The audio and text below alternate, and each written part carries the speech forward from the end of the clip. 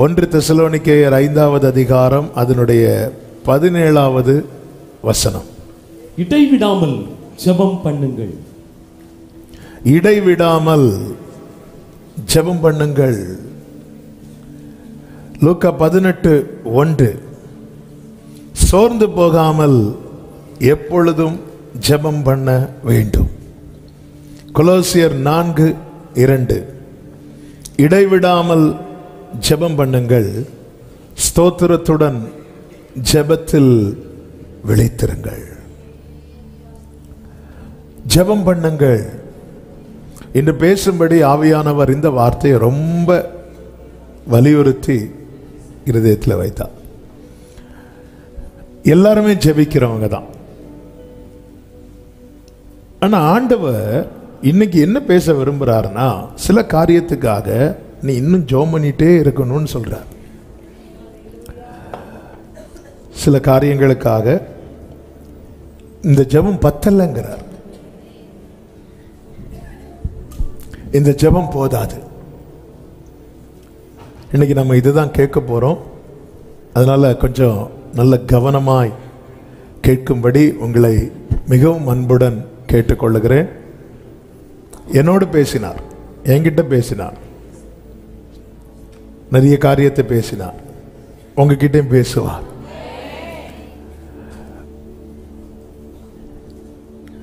சங்கீதம் 80 சங்கீதக்காரனுடைய ஒரு கதறல் இருக்கும். ஒரு வலியுடன் கூடிய ஒரு விண்ணப்பம் இருக்கும்.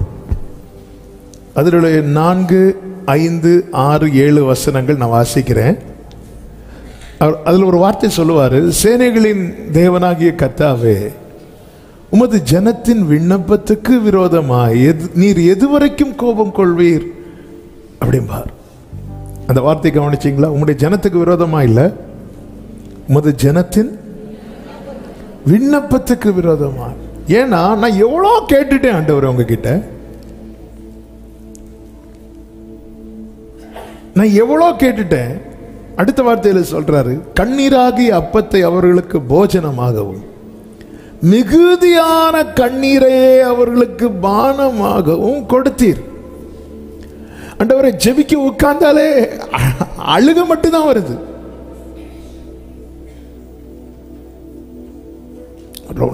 ரொம்ப அழுறவங்கள்ட்ட நீங்க சாப்பிட கூப்பிடுங்க, உங்களுக்கு சாப்பிட வர முடியாது. அதான் கண்ணீராகி அப்பத்தை அவர்களுக்கு போஜனமாகவும். எல்லாரும் சாப்பிட்டுட்டு இருக்கும்போது நான் மட்டும் உட்கார்ந்திருந்து இயேசுவேன்னு சொல்லி அழுதுட்டு இருக்கிறேன். எல்லாரும் தண்ணி குடிக்கும் போது நான் மட்டும் என் கண்ணீரை டேஸ்ட் பண்ணிட்டு இருக்கிறேன். இப்படி அழுது கண்ணீர் வாயில வரும் தெரியுமா? அடுத்து சொல்றாரு, எங்கள் அயலாருக்கு எங்களை வழக்காக வைக்கிறீர். எங்கள் சத்துருக்கள் எங்களை பரியாசம் பண்றாங்க. என்ன இவன் அழுது ஜோம் பண்ணுவா? பயங்கரமா ஜோம் பண்றவன் ஆச்சே. சேனைகளின் தேவனே, எங்களை திருப்பிக் கொண்டு வாரும், உமது முகத்தை பிரகாசிக்க பண்ணும், அப்பொழுது ரட்சிக்கப்படுவோம். அவர் சொல்றார், ஆண்டவரே இந்த விண்ணப்பத்தை நீங்க ஒன்னு அக்செப்ட் பண்ணுங்க ஆண்டவரே அப்படிங்கிறார். ஆக்சுவலா இங்க இருந்து தான் இன்னைக்கு உள்ள செய்தியை செய்திக்கு நேராக ஆவியானவர் திருப்பினார். எதுவரைக்கும் அது ஜனத்தின் விண்ணப்பத்துக்கு எதிராக. அதாவது என் ஜெபத்தை ஆண்டவர் மைண்டே பண்ணாதது போல இருக்கு எனக்கு. ஆனா அப்படி இல்லைன்னு ஆவியானவர் சொல்றார். நான் அதாவது அழுது மிகுதியான கண்ணீர், இனி அழுவதற்கு என்னிடத்தில் பலன் இல்லை. அதாவது கண்கள் அழுது கருத்து போச்சு. என் கண்ணிமைகள் தூக்கத்தை மறந்து நாளாச்சு. வேதனை எதுவரைக்கும் இல்ல, முடியாதுன்னா முடியாதுன்னு சொல்லிருங்க, நான் ஸ்டாப் பண்ணிடுறேன் ஆண்டவரே. நீங்க அப்படி சொல்லவும் மாட்டேங்கிறீங்க, இன்னும் ஜெபிக்க வச்சிட்டு இருக்கிறீங்க. ஆண்டவரே, நீர் உமது முகத்தை பிரகாசிக்க பண்ணும். அப்பொழுது ரட்சிக்கப்படுவோம். பிரியமான கர்த்தருடைய பிள்ளைகளே, ஒரு காரியத்தை நன்றாய் அறிந்து கொள்ளுங்கள். இன்னைக்கு யார ரொம்ப நேரம் ஜெபம் பண்ண வைக்கிறான்னு பார்த்தீங்கன்னா, அவங்க ஏற்கனவே ஜெபம் பண்ணி வாங்குறவங்கள தான் இருப்பாங்க.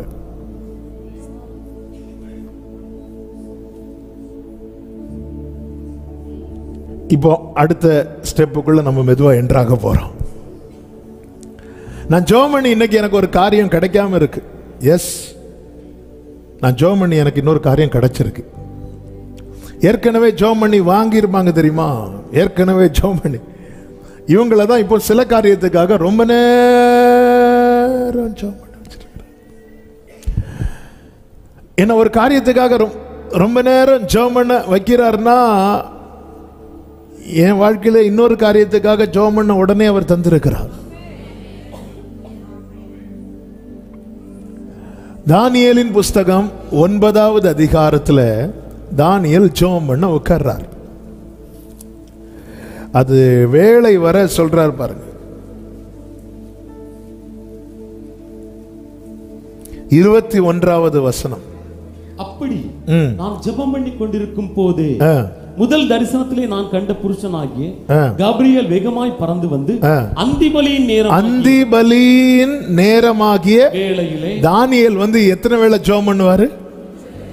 3 வேளை, காலை மதியம் மாலையில ஜெபம் பண்றாரு.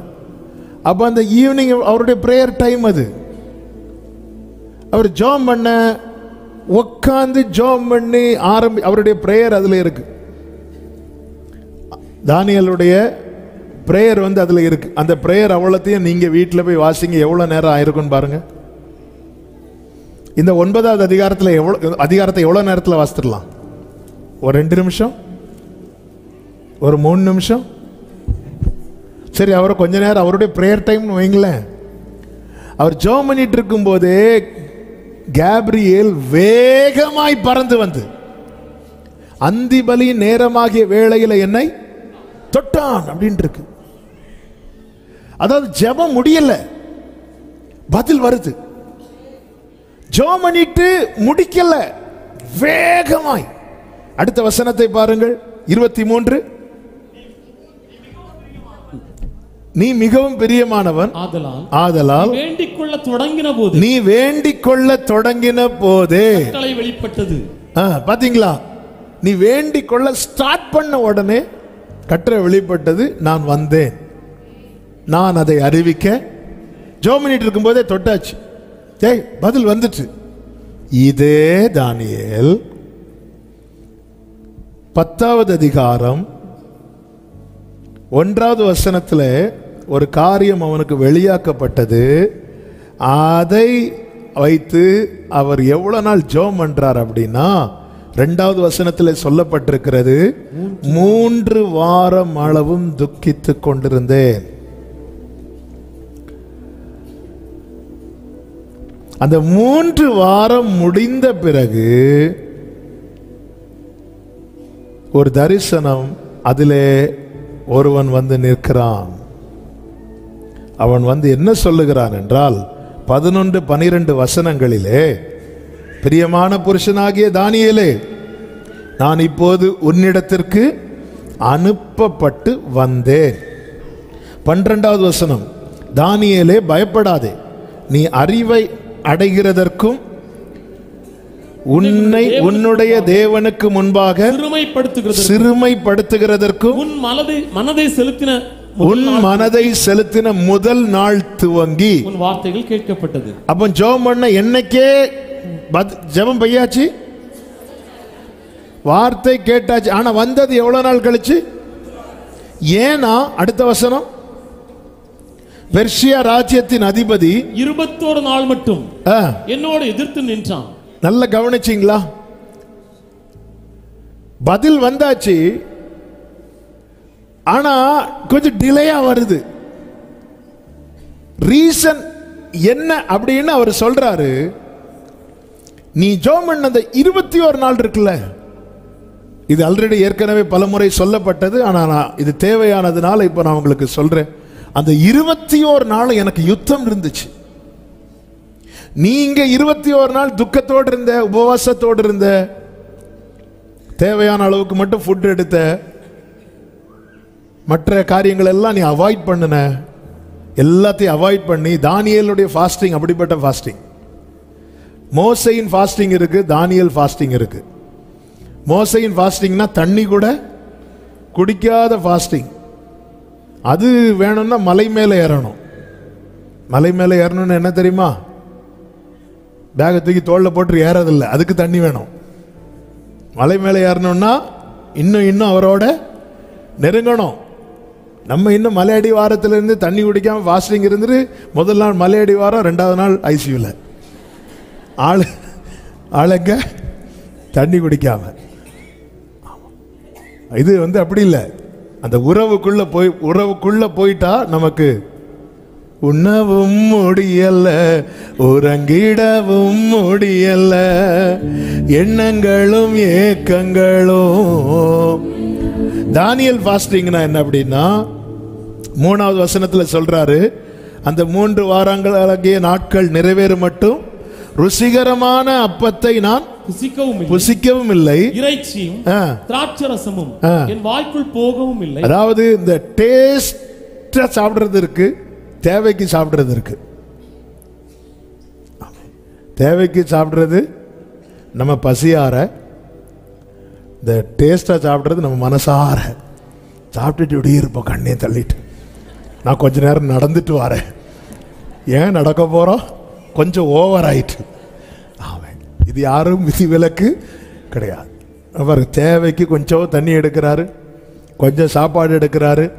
இந்த டேஸ்ட் எனக்கு இந்த ஃபுட்டு தான் வேணும் இல்லை, அவாய்ட் பண்றாரு. இப்போ 9வது அதிகாரத்தில் ஒரு ஜெபத்துக்கு ஜெபம் பண்ணி முடிக்கிறதுக்குள்ள பதில். ஆனால் 10வது அதிகாரத்தில் ஒரு காரியத்துக்கு ரொம்ப நேரம், ரொம்ப நாள் ஜெபிக்க வேண்டி இருக்கிறது. இப்போ இந்த இடத்துல தான் ஆவியானவர் நம்ம கூட பேச விரும்புகிற காரியம் என்ன அப்படின்னா, நல்லா புரிஞ்சுக்கோங்க. இந்த தானியேலுக்கு சொல்லப்பட்ட வார்த்தை என்ன தெரியுமா? நீ பிரியமானவன், நீ மிகவும் பிரியமானவன். அப்ப அவருக்கு யார் ரொம்ப பிரியமானவர்களோ அவர்கள் நன்மைகள் அடையக்கூடாது என பிசாசானவன் என்ன செய்வான்னா, வழியிலே தடை பண்ண ரெடியா இருப்பான். யுத்தம் நடக்கும், நமக்கு தெரியாது. நீ கவனிச்சீங்கன்னா தெரியும், எல்லாருக்கும் எல்லாம் சீக்கிரம் கிடைக்கும், நமக்கு மட்டும் சீக்கிரம் வராது. எங்க பந்தியில கூட நமக்கு முந்தின இலையில இருக்கிறவனுக்கு வர சாம்பார் ஊத்தம் நமக்கு கிட்ட வரும்போது தீந்துரும். புரியும்படியா சொல்றேன். நம்ம வரும்போதே தெரியும், கரெக்டா இந்த இடத்துல வரும்போது தீந்துரும், கரெக்டா தீரும். அடுத்து எதிர்பார்ப்பு, அடுத்து வருவானா இல்ல அடுத்து ரசந்தானா நமக்கு தெரியாது. வாழ்க்கையில எந்த பகுதி பார்த்தாலும் சரி, எல்லாருக்கும் சிலர் அப்ளை பண்றாங்க, உடனே ஓகே ஆகுது. நம்ம அப்ளை ஓகே ஆகும், அப்ளை பண்ணுங்கன்னு நம்மளை ஃபோர்ஸ் பண்ணி அப்ளை பண்ண வைப்பாங்க. சில காரியத்துக்காக அப்ளை பண்ணுவோம், லாக் ஆயிரும்.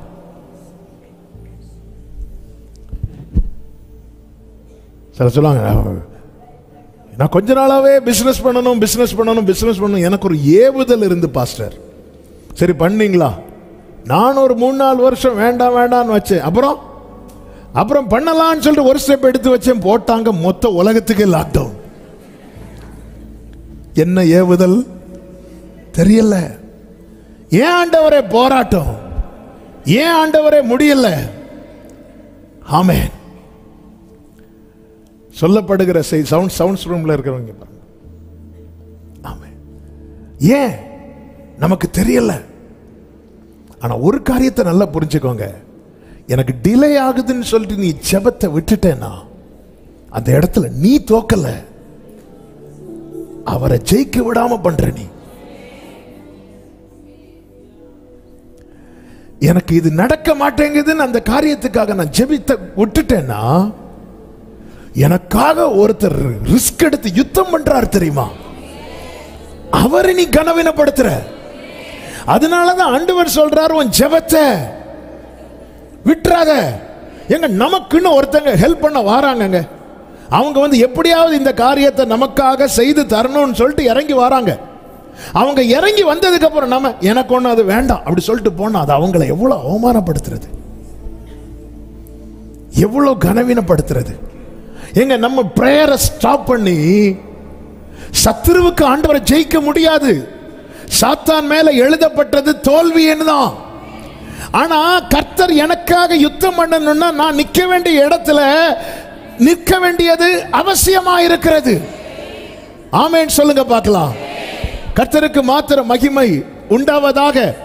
அவர் யுத்தம் பண்ண வரார். 21 நாள் மட்டும் தாவீது துக்கத்தோடு இருக்கிறான். அந்த 21 நாள் யுத்தம். அன்னைக்கு மட்டும் அவர் வரலன்னு வைங்களேன், தானியேல் இன்னும் 22வது நாள் இருந்திருப்பார்.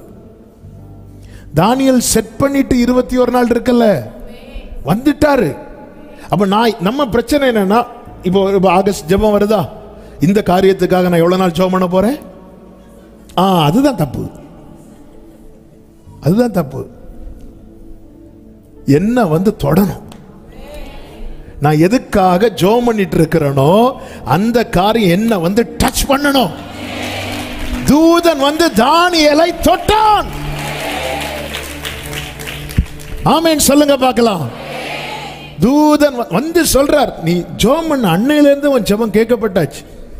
ஆனா பெர்சியா நாட்டு ராஜ்யத்தின் அதிபதி 21 நாள் மட்டும் என்னோடு எதிர்த்து நின்றான். எதிர்த்து நின்றான், அவ்வளவுதான். அவன் வந்து ஃபைட்ல பண்ண மாட்டான், இப்படி இடல நிற்பான். அப்ப யுத்தம் நடக்கும். யுத்தம் நடக்கும் போது என்ன ஆகும்னா கொஞ்சம் டிலே ஆகும். அதனாலதான் பைபிள் சொல்லுகிறது, நீ தாமதித்தாலும் அதற்கு காத்திரு. நம்ம ஜெபம் பண்ணி பார்ப்போம். ஏன்னா ஒரு ஜெபத்துக்கு பதில் எப்படி கிடைச்சது? உடனே கிடைச்சிட்டு. அதனால உடனே கிடைக்கலையா, வேண்டாம், அப்படி அல்ல. ஆண்டவரே இந்த காரியம் எனக்கு ரொம்ப தடையா இருக்கு, ஆனா தருவேன்னு வாக்கு தந்திருக்கிறார். அப்ப இந்த காரியத்துக்கு என்னை அறியாத ஒரு யுத்தம் வான மண்டலத்தில் நடந்து கொண்டிருக்கிறது. அப்போ என்னை ஜெபிக்க வைக்கிறதுக்கு தான் கர்த்தர் வார்த்தையை தந்துட்டே இருக்கிறார். ஆண்டவர் வந்து பவுல்ட்ட உன்னை ஒரு பாம்பு கடிக்கும்னு சொன்னாரா? இல்ல. ஆனா என்ன சொன்னார்? நீ வந்து சாட்சியாக நிக்கணும்னு சொல்றார். கப்பர் சேதமே அல்லாமல் உயிர் சேதம் வராது. ஆனா எவ்வளவு பிரச்சனை பாருங்க. காத்தடிக்குது, கப்பர் சேதம். அடுத்து மெலித்தா தீவுக்கு போனாங்க, எல்லாரும் சேஃப் ஆயிட்டாங்க. பவுல் கையில மட்டும் அந்த பாம்பு கடிக்குது. பவுல் பதறல்ல, பவுல் உதறான். ஏன்னா அவனுக்கு தெரியும் என் மேல திட்டம் இருக்கிறது, என் மேல கர்த்தருடைய வார்த்தை இருக்கிறது, நான் அவருக்கு மிகவும் பிரியமானவன்.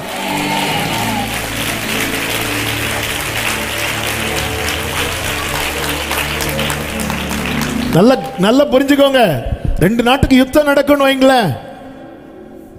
இந்த நாட்டில் இருக்கிறவங்க அந்த நாட்டு மக்களை யுத்தம் பண்ணி ஜெயிக்கிறாங்க அப்படின்னா எல்லாரையும் விட்டுடலாம். ஆனா ராஜா பிள்ளைங்க இருப்பாங்க தெரியுமா, அவங்கள விட மாட்டாங்க.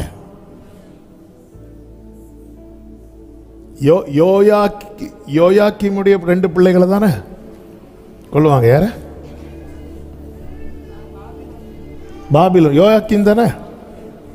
2 பிள்ளைங்களை அந்த ராஜா கண்ணுக்கு முன்னாடியே கொன்னுட்டு ராஜாவின் கண்ணை பிடுங்கி போட்டான். மீதி எல்லாரையும் பாபிலோன் ராஜா எதவா கொண்டு போறான்? அடிமையா கொண்டு போற. சாதாரணமானவனை ராஜா கண்டுக்க மாட்டான், கண்டுக்க மாட்டான். எதிராளியாகிய பிசாசானவன் சாதாரணமானவர்களை தொட மாட்டான். ஆனா பரலோகத்திலிருந்து ஒரு கூட்டத்தை ரொம்ப பிரியமா பாக்குது.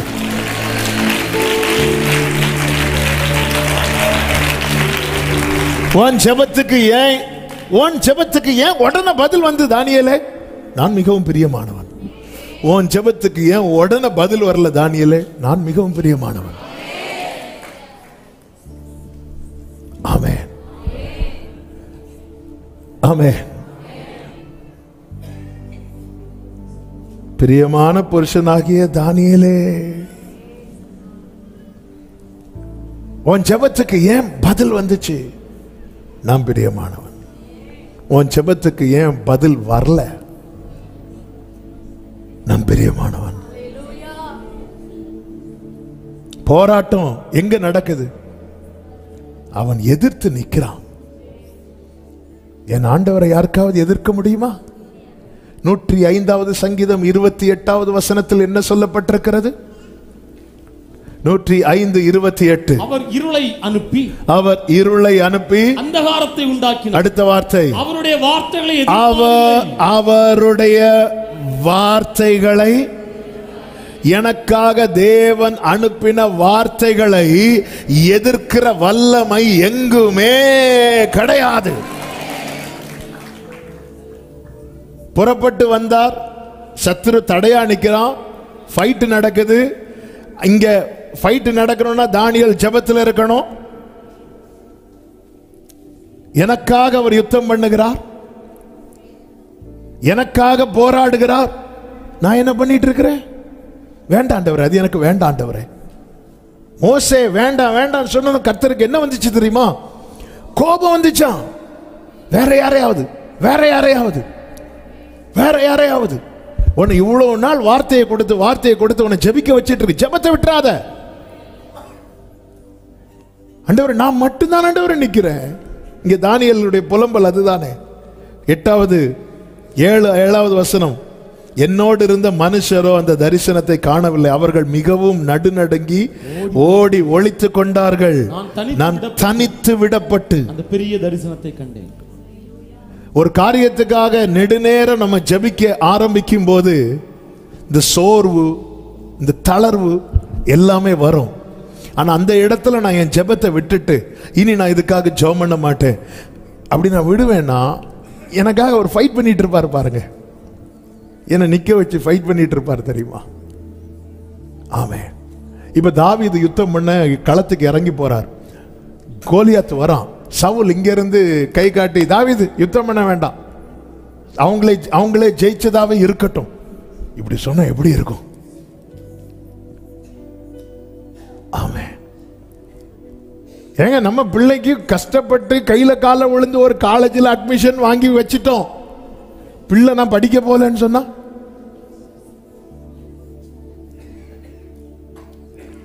நம்ம ஜெபத்தை நிறுத்துறது அப்படிதான் இருக்கு.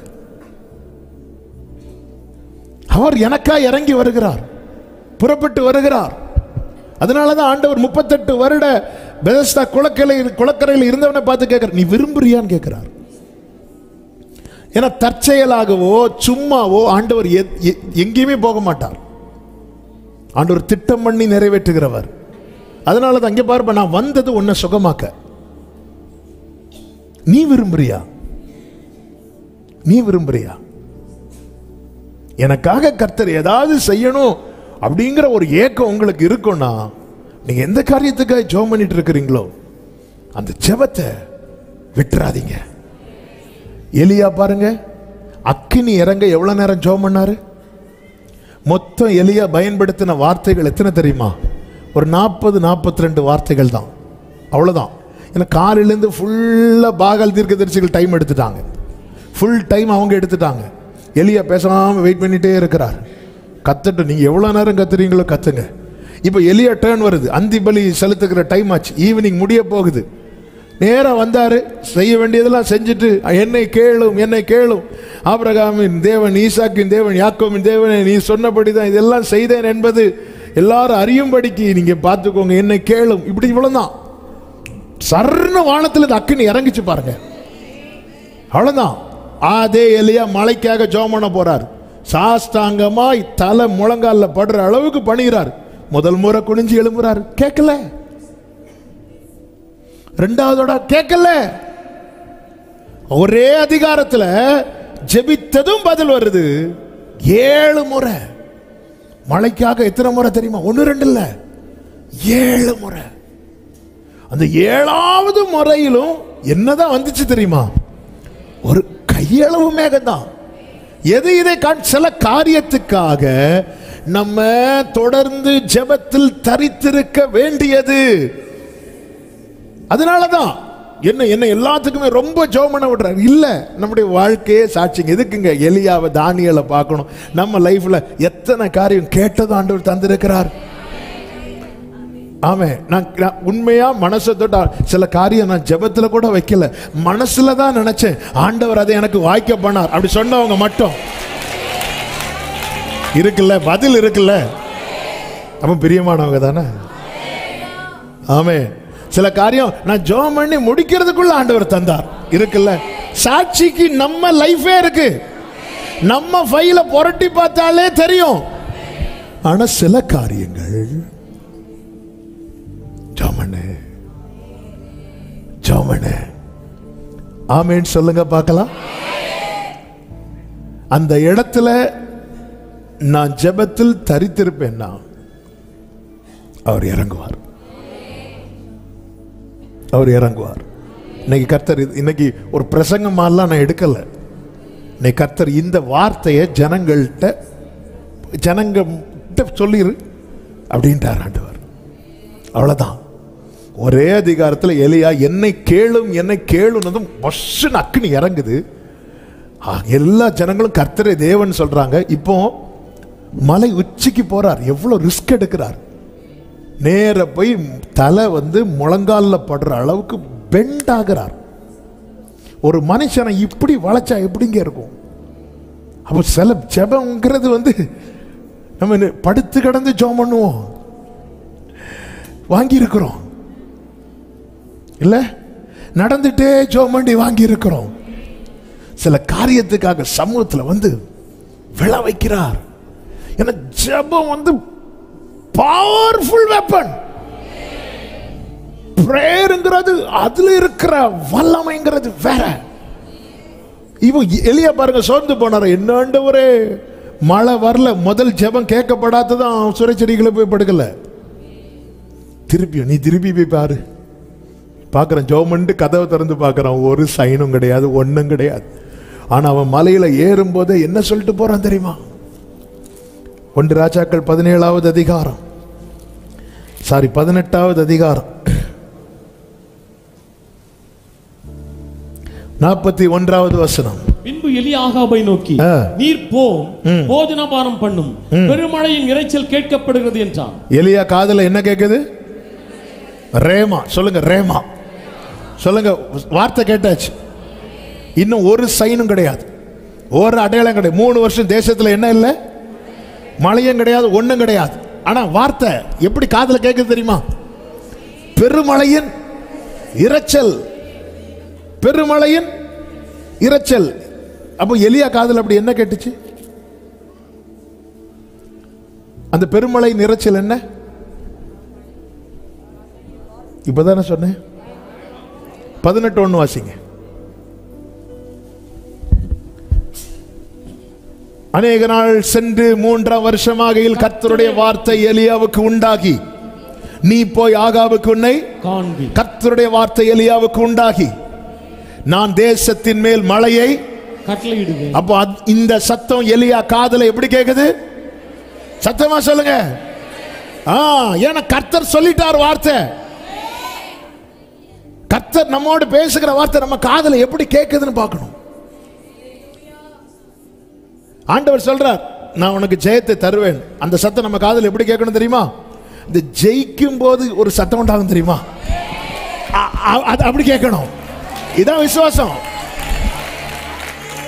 இவன் என்ன சொல்ற பாத்தீங்களா? எலியா, பெருமழையின் சத்தம் என் காது. பெருமழையின் சத்தம், இரைச்சல். கர்த்தர் என்ன சொல்ற? மழையை கர்த்தர் சொல்ல ஆகும். அப்ப எலியா காதுல அது எப்படி ஒலிக்கு தெரியுமா?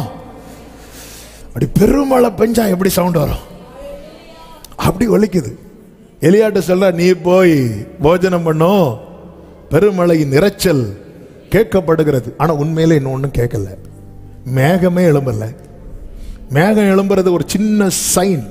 ஒரு கையளவு மேகம் எழும்புறதுக்கு எத்தனெல்லாம் ஜெபம் பண்ண வேண்டி இருக்கு. நம்ம அற்புதம் செய்யும் ஜெபம் பண்ணி கடைசியில் எங்க வருவோம் தெரியுமா? ஒரு அடையாளத்தை காட்டுங்க ஆண்டவரே.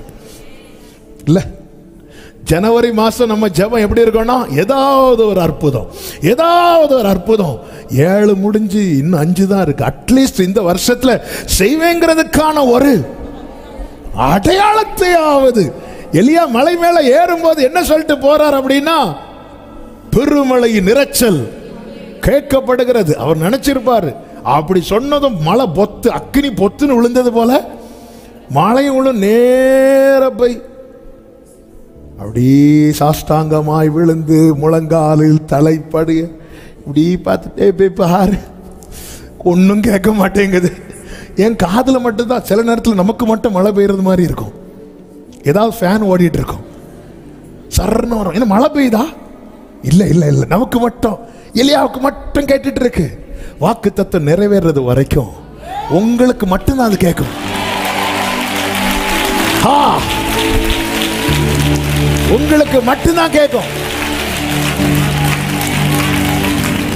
அதனாலதான் நீங்க வார்த்தை சொன்னாலே உங்க கூட இருக்கவங்களுக்கு பிடிக்காது. ஏன்னா அது இன்னும் நிறைவேறல. தன் ஊழியக்காரனை நோக்கி நீ போய் சமுத்திரமுகமாய் பார் என்றான். அவன் போய் பார்த்து ஒண்ணுமே இல்லை. ஆமே, இந்த இல்லைங்கிற பதில உடனே சொல்ற கிருபை பெற்றவங்க நம்ம கூட இருப்பாங்க.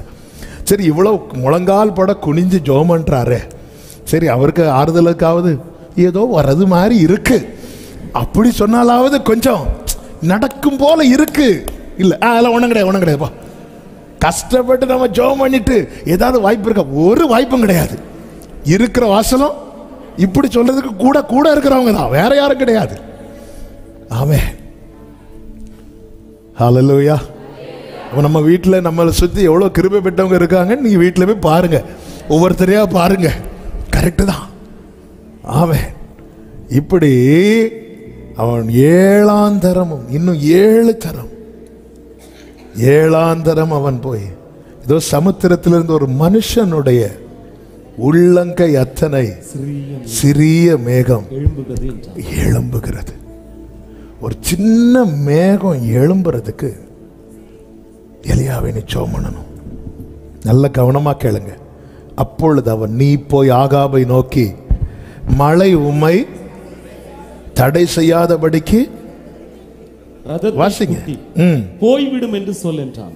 அடுத்த வசனம், அதற்குள்ளாக வானம் மேகங்களினாலும் காற்றினாலும் கருத்து பெருமழை உண்டாயிற்று. நல்ல கவனிங்க. சமுத்திரத்திலிருந்து எழும்பினது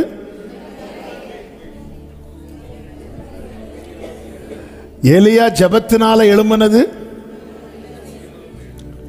ஒரு உள்ளங்கை அளவு மேகம். ஆனா மேல இருந்து கர்த்தர் கட்டளையிட்டது, அதற்குள்ளாக வானம் மேகங்களினாலும் காற்றினாலும் கருத்து. நம்ம ஜெபம் எல்லாம் இவ்வளவுதான் மொத்தமே. ஆனா கர்த்தர் அந்த ஜெபத்தை கேட்டு செய்ய போகிற கிரியை இருக்கிறதெல்லாம்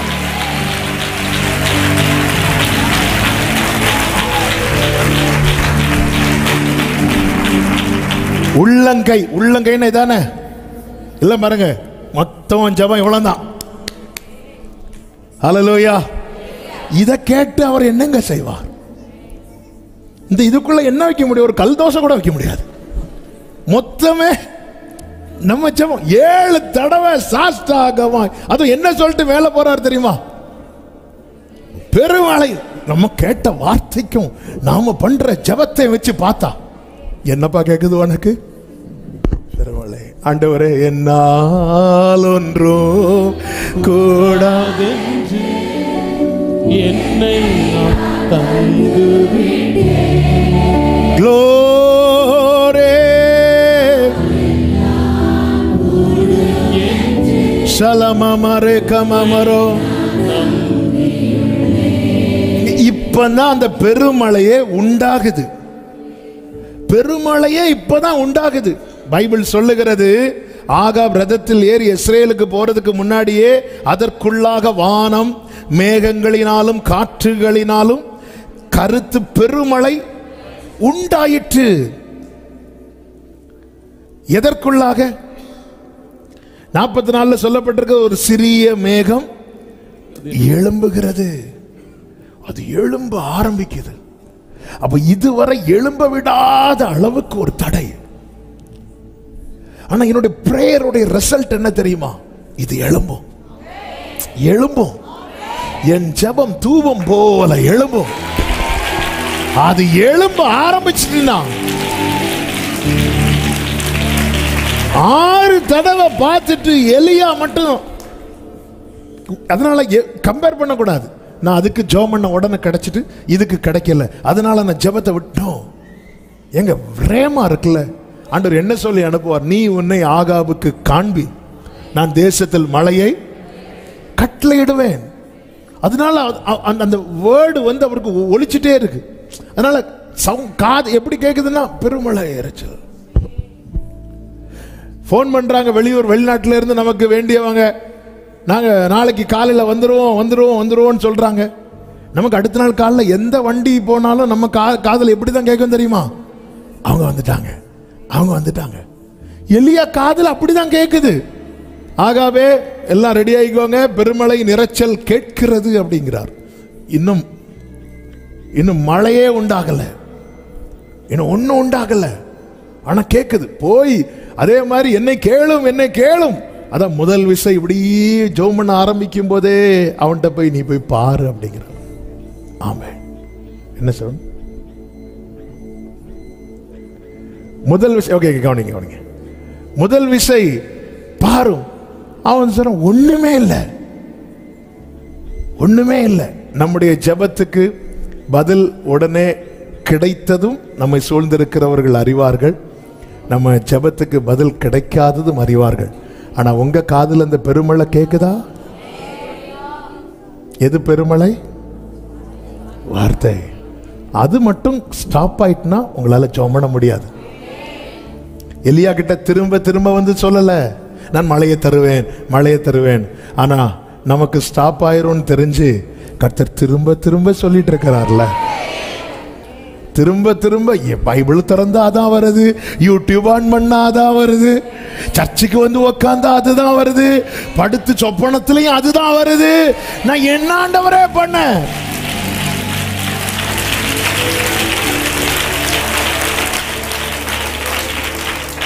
ஹல்லேலூயா. சொந்து போகாம ஜெபம் பண்ணிருங்க. சில பிரேயர் ஃபைல் எல்லாம் இன்னைக்கு தட்டி எடுக்க போறீங்க. ஆண்டவர் நான் விட்டாலும் நீங்க விட மாட்டேங்கிறீங்க. கூட இருக்கிறவன் சொல்றான் ஒன்றுமில்லை என்ன.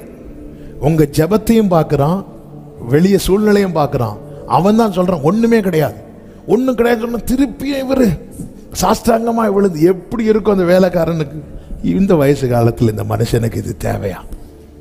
ஒழுங்கா சாரிபாத் வீட்டில் அப்பமும் சாப்பிட்டு எடுத்து இருக்க வேண்டியது தானே, இது தேவையா?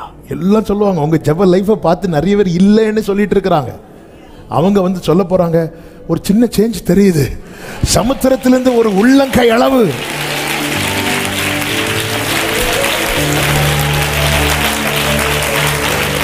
ஆமென். நீ நன்மையை அனுபவிக்க கூடாது என்பதிலே சத்துரு மிகவும் கவனமாக இருக்கிறான். ஆனா உன்னை கர்த்தர் தொடர்ந்து ஜெபிக்க வைத்து அந்த நன்மையை சுதந்தரிக்க வைப்பதே தேவனுடைய சித்தமாயிருக்கிறது. இயேசு இந்த பூமியில வந்து செய்த ஊழியத்தில் பெரிய ஊழியம் எது சொல்லுங்க, குயிக்கா சொல்லுங்க.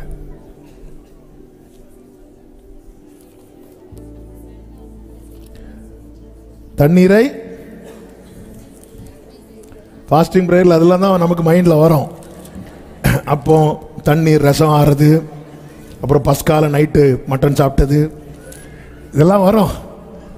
இயேசு செய்த ஊழியத்தில் பெரிய ஊழியம் என்ன தெரியுமா? சிலுவை.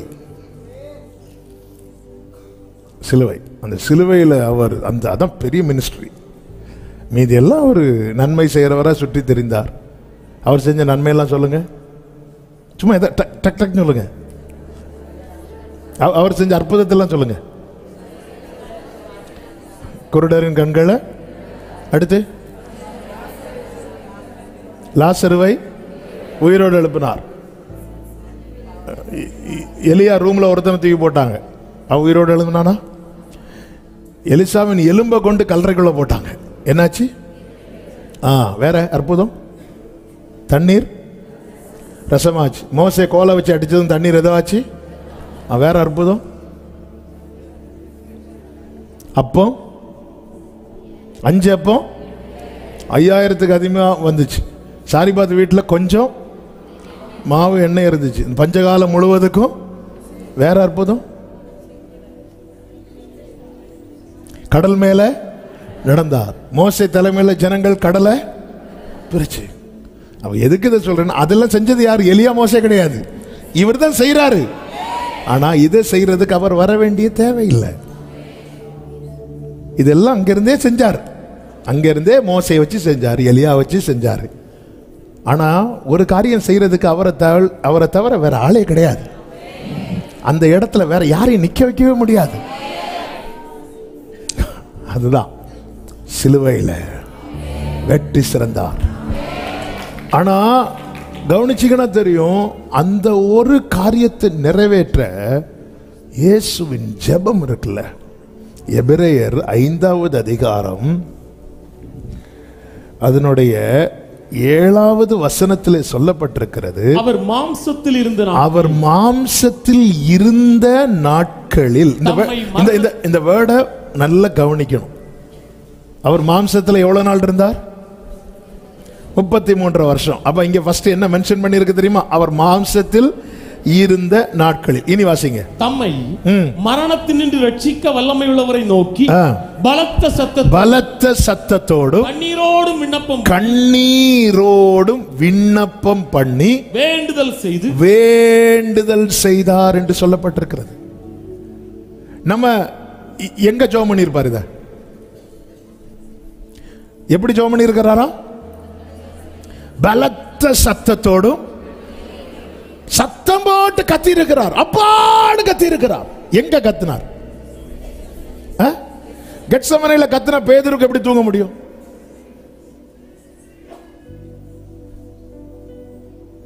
கெத்செமனேல அவருடைய ஜெபம் நமக்கு தெரியுது. இந்த பாத்திரம் என்னை விட்டு, கண்ணீரோடு கத்துறதுன்னா அப்படி நெஞ்சு உடைஞ்சு அழுறது. இதுக்காக இவர் அந்த ஒரு நைட்ல ஜெபம் பண்ணது. அவர் மாம்சத்தில் இருந்த நாட்களில் இந்த ஒரு காரியத்துக்காக அவர் தொடர்ந்து ஜெபம் பண்ணிட்டே வரார். இந்த வியூவில் ஆவியானவர் காண்பித்து தரும்போது தான் நீங்க மார்க் 6 நீங்க வீட்டில் போய் படிங்க. மார்க் 6, மத்தேயு 14:23 நீங்க பார்த்தீங்கன்னா தெரியும். அவர் ஜனங்களை அனுப்பிவிட்டு தனித்து ஜெபம் பண்ண ஒரு மலையின் மேல ஏறி அங்கே அவர் எங்க கத்தணும்னு நினைக்கிறாரோ அங்க தனியா போய் உட்காந்துருவார். அதனாலதான் சீஷர்களை அக்கறைக்கு போக என்ன பண்ணாரா? அவங்க போக மாட்டேங்கிறாங்க. அந்த டைம்ல டயலாக், விசுவாச டயலாக் பேசிட்டு இருப்பார் பேதுரு. யாரிடம் தள்ளிப்போ, நீ கொஞ்சம் தள்ளி போ, ஆண்டவர் உண்மை விட்டு எனக்கு நீ போ, தயவு செய்து போ, நான் சொல்றத கேளு, நீ போ, துரிதப்படுத்திட்டு இங்க வந்து அப்பான்னு என அங்க வச்சு சொல்லுவாரு. ஜனங்கள் மேல் மனதுருகி மேய்ப்பன் இல்லாத ஆடுகளை போல இருக்கிறாங்க. அப்ப அந்த ஊழியத்தை நிறைவேற்றணும். என்ன நல்ல மேய்ப்பன் ஆடுகளுக்காக ஜீவனை. அப்போ அதுக்கு என்ன தேவை? ஏன்னா சத்துரு வந்த உடனே அவன் என்ன சொல்றான் தெரியுமா? நீ என்ன என் கூட மிங்கிளாயிரு, என்னை வணங்கிட்டேன்னா நான் எல்லாத்தையும் கொடுத்துட்றேன். நீங்க கவனிச்சீங்கன்னா தெரியும், பேதுருவை பார்த்து எனக்கு பின்னாக இப்போ சாத்தானன் எப்போ சொல்லுவார் தெரியுமா? இயேசு தம் பாடு மரணங்களை குறித்து சொல்லும் போது உடனே வந்து அது நடக்கக்கூடாது, அது நடக்கக்கூடாது, அவன் தடுக்க வர்றான், அது நடக்கக்கூடாது. உடனே இயேசு பேதுருவை பார்த்து எனக்கு பின்னாக போ சாத்தானேன்ட்டார். ஏன்னா இதுக்கு இந்த ஊழியத்தை தடுக்கணும். வேற இது எந்த அற்புதம் செய்ய அவன் தடுக்கல, ஆனா இந்த ஊழியத்தை தடுக்கணும். இவர் சிலுவையில மட்டும் மரிச்சிட்டாருன்னா இது தெரிஞ்சுதான் இயேசு என்ன பண்றார் தெரியுமா? மாம்சத்தில் இருந்த நாட்கள் நம்ம எல்லாம் கெத்செமனேல மட்டும் ஜெபம் பண்றதா நினைச்சிட்டு இருக்கிறோம். இந்த ஒரு காரியம், அதனாலதான் பைபிள்ல இருக்க அவர் சிலுவையில் வெற்றி சிறந்தார். வெற்றி சிறந்தார். அங்க ஒரு பெரிய யுத்தம் நடந்திருக்கு. அந்த யுத்தத்தில் சத்துருவின் தலை நசுக்கப்பட்டிருக்கிறது.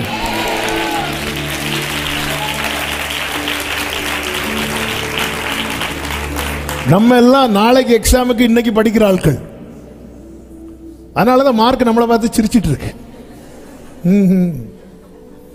அப்படி சிரிக்கும். அந்த ரிப்போர்ட்டை பார்த்தாலே நம்மளை பார்த்து சிரிக்கும். நீதான் அது, வா. இயேசு மாம்சத்தில் இருந்து அவருக்கு கத்த திடீர்னு அதை நினைப்பாரு. நீங்க பைபிள் படிச்சா அந்த கரெக்ட் பிக்சர். யோவான் 12 நினைக்கிற எடுக்க வேண்டாம். திடீர்னு ஆவியில கலங்குவார். அவர் அப்படி ஆவியில கலங்குவார். இந்த மாதிரிலாம் வரும்போது தள்ளு தள்ளு போ, உடனே போயிடுவார், போய் அப்பான்னு கத்துவார், அப்பான்னு கத்துவார். அதனாலதான் இருட்டோடு இருட்டா எழுந்து போய் ஜெபித்தார் என்று மார்க் 1:35 இருக்கிறது. லுக் 6:12 அவர் ஜெபம் பண்ணும்படி ஒரு மலையின் மேல் ஏறி ராம் முழுவதும் தேவனை நோக்கி ஜெபம் பண்ணி கொண்டிருந்தார் என்று இருக்கு.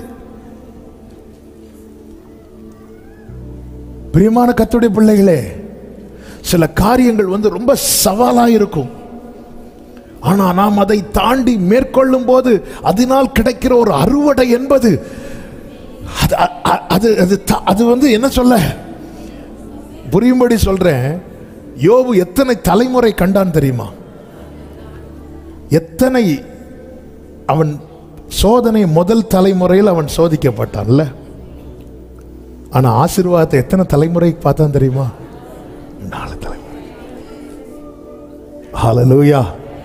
சில போராட்டமான சூழ்நிலையில கர்த்தர் உங்களை தொடர்ந்து ஜெபிக்க வைத்து அதை மட்டும் நீங்க தாண்டி ஜெயிச்சிட்டீங்கன்னு வைங்களேன், உங்க கண்கள் பார்க்க போகிற நன்மை என்பது. ஹல்லேலூயா, ஹல்லேலூயா. அதனாலதான் ஆண்டவர் நீ ஜெபத்துல விழித்திரு அப்படிங்கிறார். விழித்திரு, ஜெபத்துல விழித்திரு.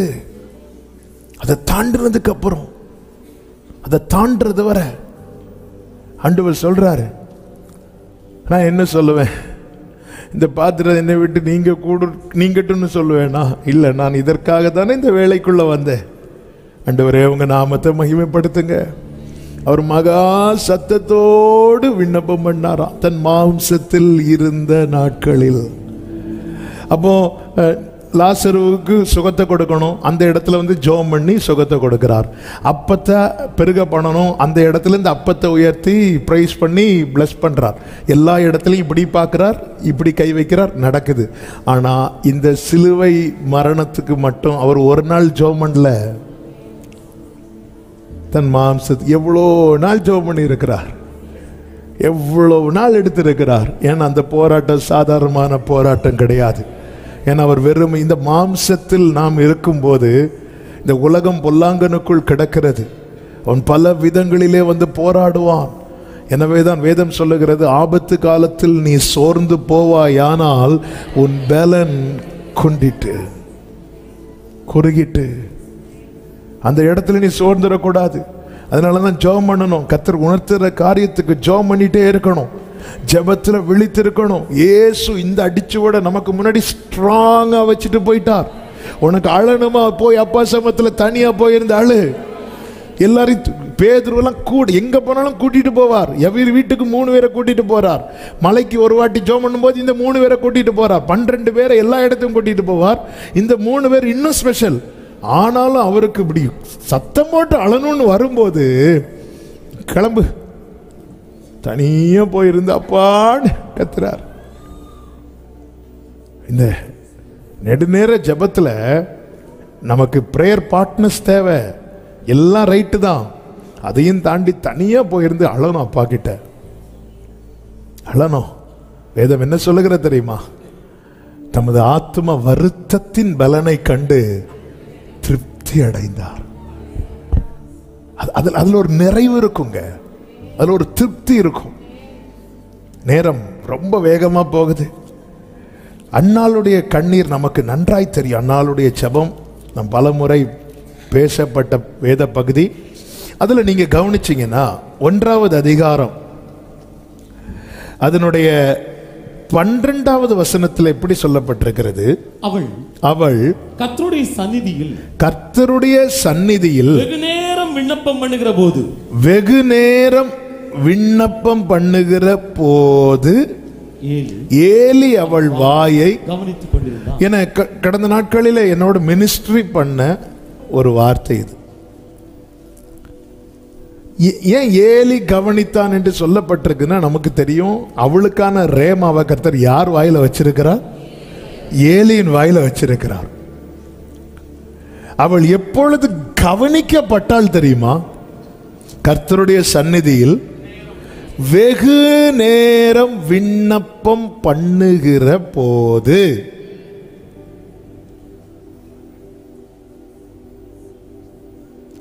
நம்ம ஜெபம் கர்த்தர் திரும்பி பார்க்கறதுக்குள்ள முடிஞ்சிடக்கூடாது.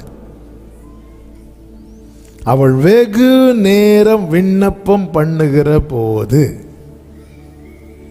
ஏலி அவள் வாயை கவனித்துக் கொண்டிருந்தான். இந்த அன்னாளை பற்றி நமக்கு தெரியும். எல்கானாவின் மனைவிகளில் ஒருவள் பெனினாள், இன்னொருவள் அன்னாள். அன்னாளுக்கோ பிள்ளை இல்லை என்று சொல்லப்பட்டிருக்கிறது. ஏன் இல்லையா? 5வது வசனத்தில் சொல்லப்பட்டிருக்கிறது, அன்னாளை எல்கானா சிநேகித்தபடியினால் அவளுக்கு இரட்டிப்பான பங்கு கொடுப்பான். கர்த்தரோ அவள் கர்ப்பத்தை அடைத்திருந்தார். கர்த்தர் அவள் கர்ப்பத்தை அடைத்திருந்தார். கர்த்தர் அவள் கர்ப்பத்தை அடைத்தபடியினால் அவளுடைய சக்களத்தி அவள் துக்கப்படும்படியாக அவளை மிகவும் விசனப்படுத்தும். இதுதான் 80வது சங்கீதத்திலே சங்கீதக்காரன் சொல்றான், ஆண்டவரே அயலார் பார்த்து நிந்திக்கிறது மாதிரி சத்துரு பார்த்து பரியாசம் பண்ற மாதிரி என் விண்ணப்பத்துக்கு விரோதமாகவே இருக்கிறீங்களே ஆண்டவரே. கர்த்தர் அவள் கற்பத்தை அடைத்தபடியினால் அவளுடைய சக்களத்தை அவள் துக்கப்படும்படி அவளை. ஒரு விஷயத்தை புரிஞ்சுக்கோங்க, கர்த்தர் உங்க வாழ்க்கையில சிலதை அடைக்கிறதுனால உங்களை சிலர் துக்கப்படுத்துறாங்கன்னா அதை அவர்கிட்ட விட்டுருங்க, அவர் பார்த்துப்பார். என் ஆண்டவர் பிரமாணம் கொடுத்தார் மோசேக்கு. அதுல ஒரு பிரமாணம் என்ன தெரியுமா? நீ தீ வைக்கும்போது அந்த தீயினால யாருக்காவது டேமேஜ் ஆச்சுன்னா, ஒருவன் தீ கொளுத்தும் போது அந்த தீ கொளுத்துறதுனால பக்கத்தில் யாருக்காவது டேமேஜ் ஆச்சுன்னா அதனுடைய முழு உத்தரவாதமும் யார் தான் எடுக்கணும் தெரியுமா? தீயை கொளுத்துறவன் தான் எடுக்கணும். நான் எங்கள் வீட்டில் தீ வைக்கிறேன், அந்த தீ பறந்து போய் காற்றுல பறந்து போய் பக்கத்து வீட்டில் இருக்கிற வைக்கோல் மேலே பட்டு அந்த வைக்கோல்லாம் எரியுதுன்னு வைங்களேன், அந்த உத்தரவாதத்தை யார் எடுக்கணும் தெரியுமா?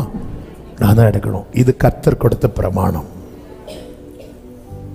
என் வாழ்க்கையில் கர்த்தர் ஒன்று அடைச்சிருக்கிறாருன்னா அதனால 4 பேர் என்ன பார்த்து பரியாசம் பண்ணுவாங்கன்னா அவர் பார்த்துப்பார். உங்க வாழ்க்கையில் சில காரியத்தை கர்த்தர் ஸ்டாப் பண்ணி வச்சிருக்கிறார். அது நிமித்தம் நீங்க துன்பப்படுத்தப்படுறீங்க. உங்களை துன்பப்படுத்துறவங்க அவர் நோட் பண்ணி வச்சிருவார். இந்த பெனினாளுக்கு கிடைத்த பெரிய பனிஷ்மெண்ட் என்ன தெரியுமாங்க? இந்த பெனினாளுக்கு கிடைத்த பெரிய பனிஷ்மெண்ட் என்ன தெரியுமா? பெனினாளுக்கு எத்தனையோ பிள்ளைங்க இருந்தாங்க, ஆனால் அன்னாளுக்கு ஒரு பிள்ளை வரது வர கர்த்தர் வெயிட் பண்ணிட்டு இருக்கிறார்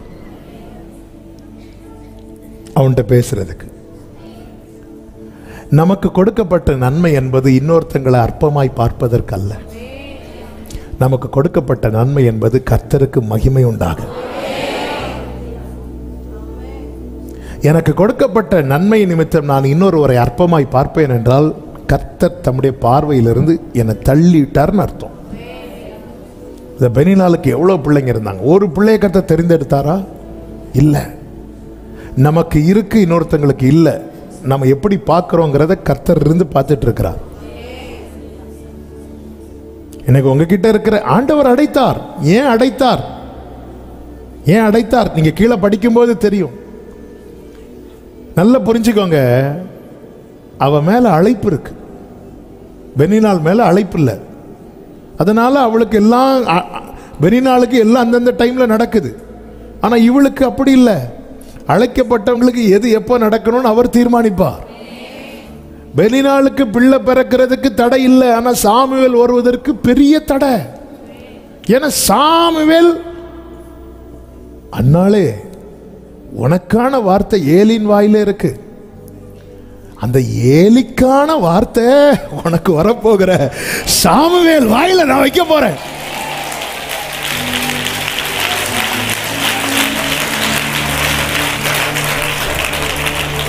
சாமுவேல்ட அன்னாளுக்கான ரேமா யார் வாயில இருக்கு? அந்த ஏலிக்கும் ஏலி குடும்பத்துக்கான வார்த்தை யார் வாயில கர்த்தர் வைக்க போறார்? ஹல்லேலூயா. ஏன் டிலே ஆகுது? சாதாரணதா தராரு அவரு, தரது வெயிட்டா தர போறாரு.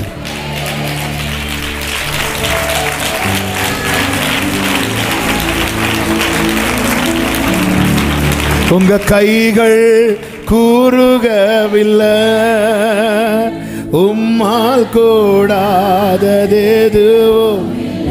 ஆமென். உங்க கைகள் ஷலபபம் ரோலமம்ரே க்ளோரி உம்மா. ஆமென். உம்மால் அந்த வசனம், அந்த ரெஃபரன்ஸ் தான் தேடிட்டு இருந்தேன்.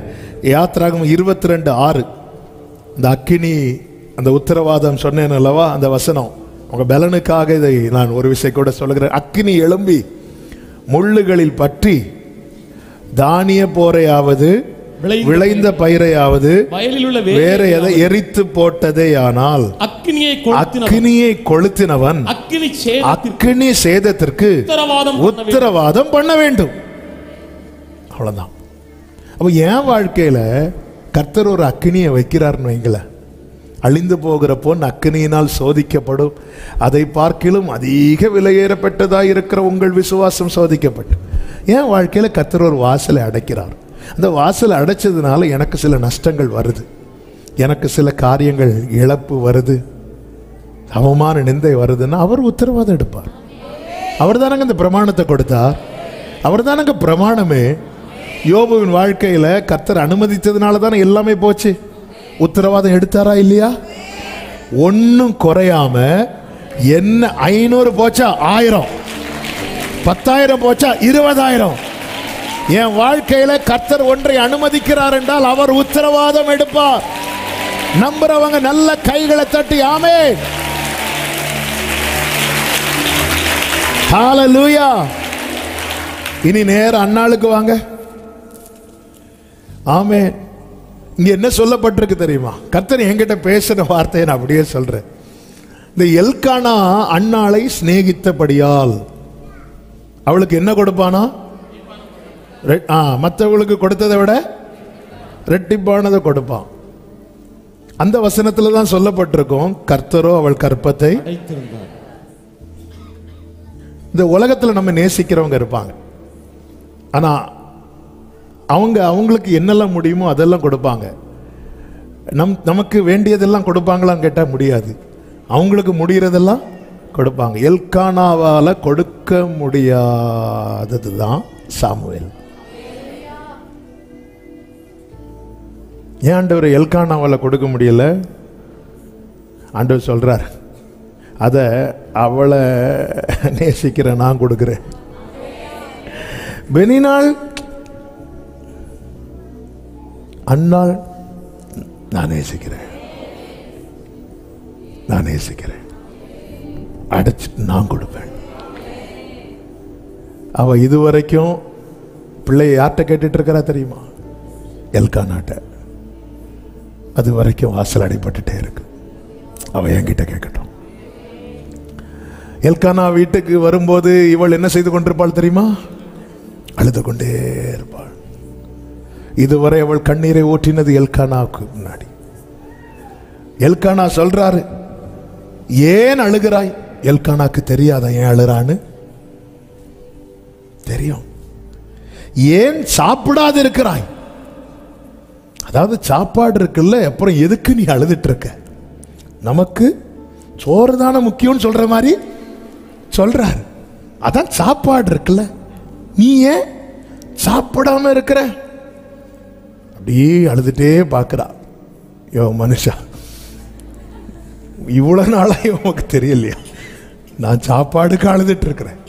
இப்ப அடுத்து 10 குமாரரை பார்க்கலும் நான் உனக்கு இப்படியே சொல்லுங்க. ஆவேன். சில நேரத்தில் நம்மை நோக்கி வருகிற ஆறுதலின் வார்த்தையெல்லாம் கேட்டு கேட்டு தளர்ந்தாச்சு இல்ல? கர்த்தர் இன்னும் உன்னை வைத்திருக்கிறார் அல்லவா?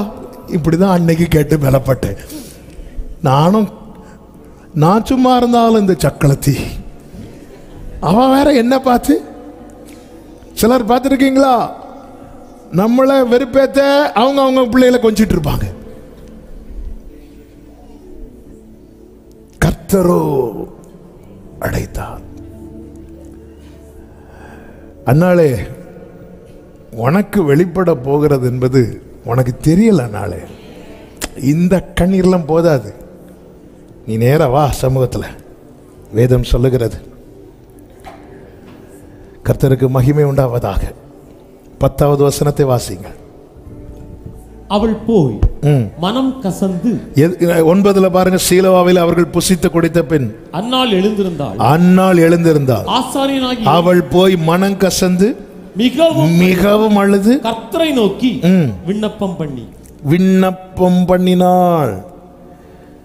15வது வசனத்தில் அன்னாள் சொல்றா, என் ஆண்டவனே, நான் மன கிளேசம் உள்ள ஸ்திரீ, நான் திராட்சரசமாகிலும் மதுவாகிலும் குடிக்க நான் மன கிளேசம் உள்ள ஸ்திரீ. 16வது வசனம், உம்முடைய அடியாளை பேலியாளின் மகளாக எண்ணாதேயும், மிகுதியான விசாரத்தினாலும் கிளேசத்தினாலும் இந்நேரம் மட்டும் விண்ணப்பம் பண்ணினேன் என்றார். ஏன் என் ஜெபம் இவ்வளவு நீளுது தெரியுமா? மிகுதியான விசாரம், கிளேசம், வருத்தம், வேதனை, இதுக்கெல்லாம் ரீசன் எங்க இருந்து ஆரம்பிச்சது அப்படின்னா, ரீசன் என்ன? ரீசன் ஒண்ணு இல்ல, எல்கானாவால முடியல, இது ஒண்ணுதான் ரீசனா? இல்ல பெனினாள் என்ன கிண்டல் பண்றா. அதுக்கு முன்னாடி எங்க ஆரம்பிச்சு? கர்த்தர் அடைத்தார். கர்த்தர் இப்ப அடைச்சதுனால என்ன நடக்குது தெரியுமா? பெனினாள் நிந்திக்கட்டும், அன்னாலும் எல்கானாவும் கஸ்தி எழும்பட்டும், ஆனா இப்பொழுது இவள் வெகு நேரம் ஜெபிக்கிறவளாய் மாறுகிறாள். நீங்க நல்ல கவனிச்சீங்கன்னா தெரியும். ஒரு செய்தியில் இந்த வார்த்தையை சொல்லி இருக்கிறேன், இருந்தாலும் சொல்றேன். உண்மையிலே அந்த சிச்சுவேஷன்ல அன்னாளுக்கு மட்டும் குழந்தை இல்லைன்னு இல்லை, கர்த்தருடைய சத்தத்தை கேட்டு சொல்ல ஆண்டவருக்கு அங்க குழந்தை இல்லாத ஒரு நிலைமையில தான் இருந்துச்சு. ரொம்ப நேரம் நம்மளை ஜெபிக்க வைக்கிறது எதுக்கு தெரியுமா? ஏன் வேதனையை கொட்டுறதுக்கு மட்டும் இல்லை, அவருடைய சித்தத்துக்கு உட்பட. இவ ஜோமண்ணி இப்ப எப்படி கேட்க ஆரம்பிச்சுட்டா தெரியுமா? உமக்கென்று வளர்க்க. நம்ம ஷார்ட் பிரேயர்ல இதெல்லாம் வாங்க முடியாது. இப்போ தேவ திட்டத்துக்கு அவளை கொண்டு வந்துட்டார். எங்க கொண்டு வந்துட்டார்? ஆண்டவரே உமக்கென்று வளர்க்க. இப்போ அழுறது ஃபுல்லா உமக்கென்று, கண்ணீர் விடுறது உமக்கென்று. அதனாலதான் இயேசு சொல்லி ஆண்டவரே இந்த பாத்திரம் என்னை விட்டு நீங்க கொடுமா, நீங்கும்படி ஆகல, என்னுடைய சித்தத்தின்படி அல்ல உங்க சித்தம். அவர் அழுது அவர் சித்தத்துக்குள்ள வந்துட்டாரு. என்ன ரொம்ப நேரம் ஜெபம் பண்ண வைக்கிறதே அவருடைய சித்தத்துக்குள்ள கொண்டு வர. அன்றியும் அவருடைய தீர்மானத்தின்படி அழைக்கப்பட்டவர்களாய் தேவனிடத்தில் அன்பு கூறுகிறவர்களுக்கு சகலமும் நன்மை கேளுவாய்.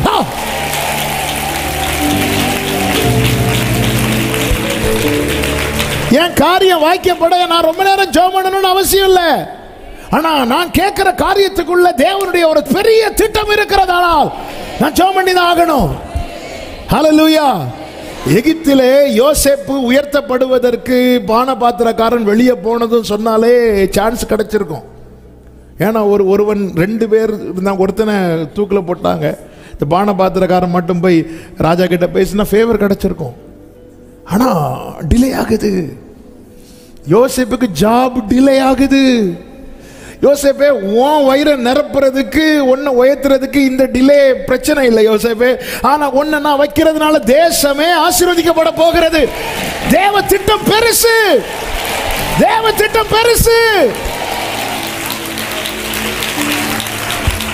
நம்ம ஜாப் எதுக்குங்க தேடுறோம்? ஆண்டவரே, சில சொல்லுவாங்க தெரியுமா, இந்த 10th mark full first mark வாங்கி 12th ஃபர்ஸ்ட் மார்க் வாங்கினதும் பேட்டி கேட்பாங்க, என்ன ஆக போறீங்க? நான் இதாகி மக்களுக்கு சேவை செய்ய போறேன். அப்படி சேவை செஞ்சு ஒருத்தரையும் பேட்டி மட்டும். ஏன்னா யாரை சொல்லி கொடுத்துருப்பாங்க? கேட்ட என்ன சொல்லணும்? முதலாவது பெற்றோருக்கு நன்றி, 2வது டீச்சர் பார்ப்பாங்க, சொல்லிருமா தயவு செய்து எல்லாருக்கும் நன்றி, நான் இதாகி நான் சேவை செய்ய போறேன், அது எல்லாம் சொல்றதெல்லாம் எல்லாரும் சொல்லுவோம். ஆனா படிச்சு முடியும் போது எப்படியாவது ஏதாவது ஒரு ஜாபு கிடைக்காதா? ஸ்டடி லோன் அடைக்க வேண்டி இருக்கு. நம்ம இதே யோசேப்பே ஜோமண்ணி காத்திருந்து போர்த்திபார் வீட்டு அந்த வேலை கூட வேண்டாம் தூக்கி போட்டுட்டு கடைசியில் ஒரு கட்டம் வந்தோன்னு பானபாத்திரக்காரன்ட்ட போய் பயோடேட்டா கொடுக்குறாரு. ரெசியூமை கொடுத்து, நீ வாழ்ந்திருக்கும் போது உனக்கு வேலை கிடைக்கும் போது ஏதாவது சொல்லி எடுத்து ஆமென். அவனோ மறந்தான். யோசேப்பே மறக்க வைப்பார். ஒன்ன நான் உயர்த்துறது உன் வயிறை நிரப்புறதுக்கு இல்லை.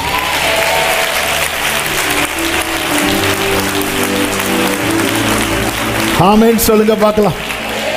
கிரகிக்க முடியாத காரியத்தை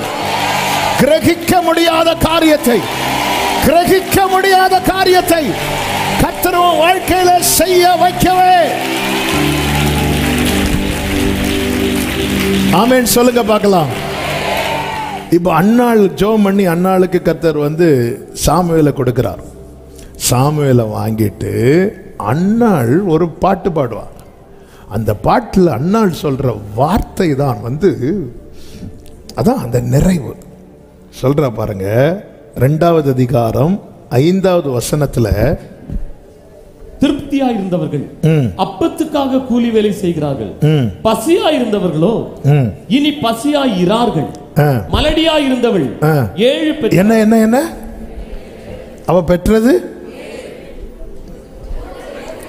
நீங்க குடும்பத்தில் பிரச்சனை உண்டாக்கிறப்ப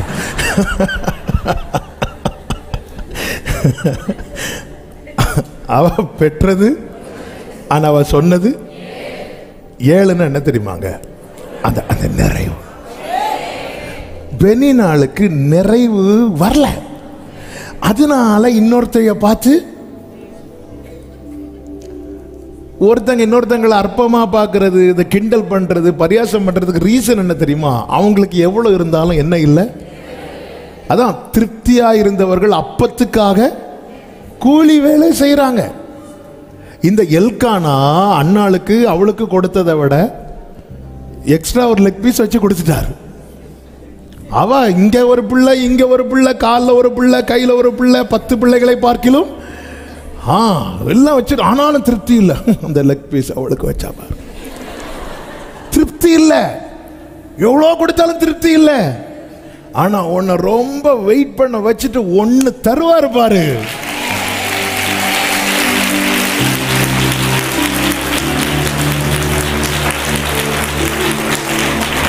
அவர் ஒன்ன தந்தாலும் பெஸ்டா தருவார். அவ சொல்ற மலடியா இருந்தவள் 7 பெற்ற. அடுத்த வார்த்தை, அநேகம் பிள்ளைகளை பெற்றவளோ என்ன. ஆண்டவர் என்ன ரொம்ப அளவிடுறீங்க. இப்ப உன் வாழ்க்கையில அப்படி ஒரு நாள் நீ பெருமூச்சு விட போற. இயேசுவின் நாமத்தில் இந்த வார்த்தையை தீர்க்க தரிசனமா சொல்றேன். ரொம்ப நாள் கண்ணீரோடு, மன கிளேசத்தில், விசாரத்தில், வேதனையோடு இதை கேட்டுக்கொண்டிருக்கிற ஜெபிக்கிற உள்ளமே, ஒரு நாள் நீ நிம்மதியின் பெருமூச்சு விடும்படிக்கு கர்த்தர் உனக்கு பதில் தர போகிறார். ஆமென் என்று சொல்லுகிறவர்கள் ஹல்லேலூயா. கர்த்தர் நல்லவர். எனவே ஜெபத்தை விட்டு விடாதிருங்கள். தொடர்ந்து ஜெபம் பண்ணுங்க. சொந்து போகாம ஜெபம் பண்ணுங்க. இடைவிடாமல் ஜெபம் பண்ணுங்க. கர்த்தர் நல்லவர். உங்கள் ஜெபத்துக்கு அவர் நிச்சயம் அவர் தர பதில் எப்படி இருக்கும் தெரியுமா? வேதம் சொல்லுகிறது, நெடுநாள் காத்திருத்தல் இருதயத்தை இளைக்க பண்ணும், ஆனா விரும்பினது வரும்போதோ ஜீவ விருட்சம் போல இருக்கும். நல்ல கையை தட்டி, என் தேவன் எனக்காய் அப்படி எழுப்பி நிற்கலாமா? அப்படி எழுப்பி நிற்கலாமா?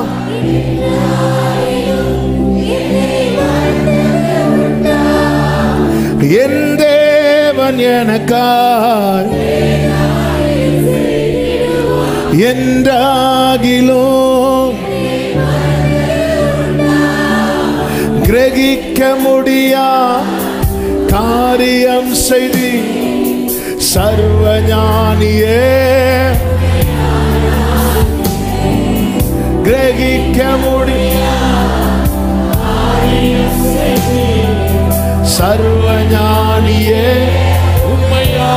என் இயலாய்மையில் நீர் செயல்படுவீர். உம் கரம் என்னை விலகாதிருக்கும். என் இயலாய்மையில் ஆமென் கரம் என்னை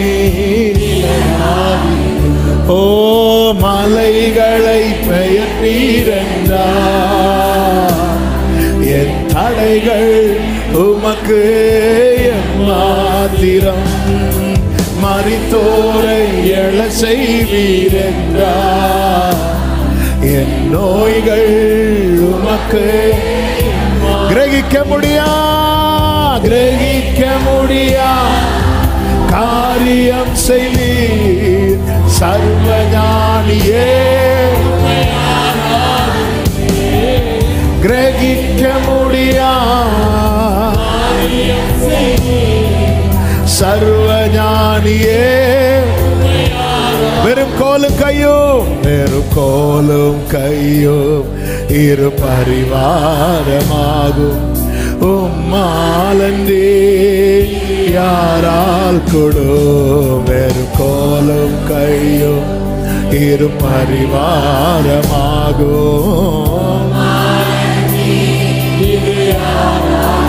ஆமென் ஆகாயத்து பட்சிகளை போஷிப்பீரண்டா என்னையும் போஷிப்பது காட்டு புஷ்பங்களை உடுத்துவதும் நீரண்டா குறைகளை கிரகிக்க முடியா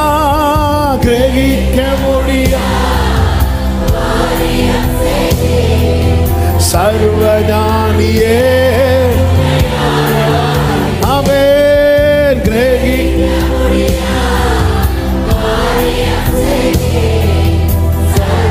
இப்ப ரெண்டு கைகளை உயர்த்தி சொல்லுங்க என் தேவன் எனக்கா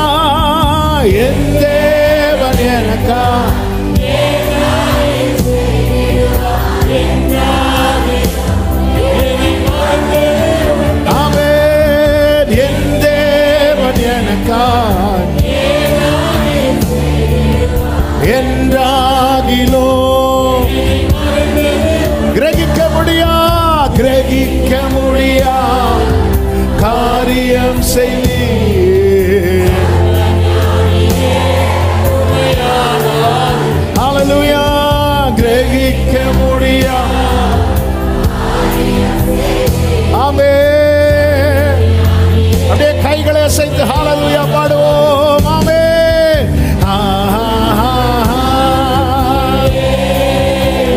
சலபக்கரோ ரிமம்ரோ செலரே ரித்தனலராட்டரா ஆமென் glory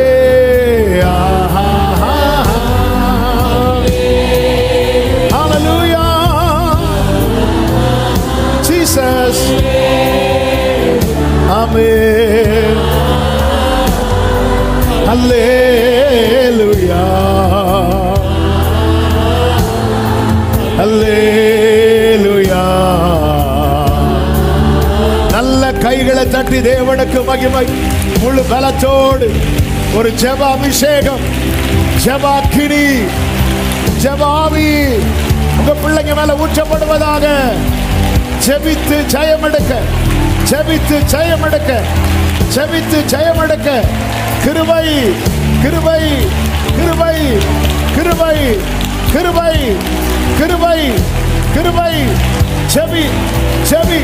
ஜெபித்து ஜெயமெடுக்க கிருபையை ஊற்றுங்க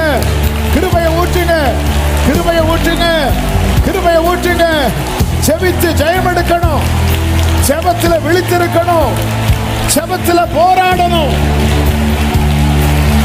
ஆமென் ஆமென் ஹல்லேலூயா விசுவாசத்துல நின்னு ஜெபத்துல போராடுனா வெற்றி நிச்சயம் ஹல்லேலூயா சீஷர்களுக்கு விசுவாசம் இருந்துச்சு அதனாலதான் விரட்டுனாங்க ஆனா ஒருவனுக்குள்ள இருக்கிற பேய் போகல உடனே இயேசுட்ட வந்து கேட்பாங்க ஆண்டவர் எங்களால ஏன் முடியல இயேசு சொல்வார் இந்த ஜாதி பிசாசு ஜெபத்தினாலும் உபவாசத்தினாலுமே அன்றி ஃபெய்த் கரெக்டு தான்ப்பா ஆனா நீ ஜெபத்துல போராட மாட்டேங்கிறியே சில காரியத்தை நீ ஏன்னா இதே சீஷர்கள் தான் சொல்லிட்டு வராங்க நாங்க சொல்ல கட்டளையிடும் போது பேய்கள்லாம் ஓடுது அப்போ ஒரு சைடு நடக்குது, இன்னொரு சைடில் டிலே ஆகிட்டே இருக்கு. அப்போ தான் இயேசு சொல்கிறாரு, டிலே ஆகுன்னு தெரியுதுல்ல, உட்காந்துரு, ஜெபத்தில் உட்காந்துரு. இயேசு இரவு முழுவதும் ஜெபம் பண்ணிட்டு பொழுது விடிந்த போது வந்து அவனுக்குள்ளே இருக்கிற பேயை பார்த்து போ அப்படிங்கிறார். அது போயிட்டு. அப்போ நமக்குள்ள ஃபெய்த் விசுவாசத்தில் நின்று ஜெபத்தில் போராடும் போது விசுவாசத்தில் நிற்கணும், ஜெபத்தில் போராடணும், நம்பிக்கையை அறிக்கை செய்யணும். நம்ம லைஃப் வந்து இப்படி மாறட்டும். விசுவாசத்தில் நிற்கணும். விசுவாசம் இல்லைன்னா ஒன்றுமே இல்லை.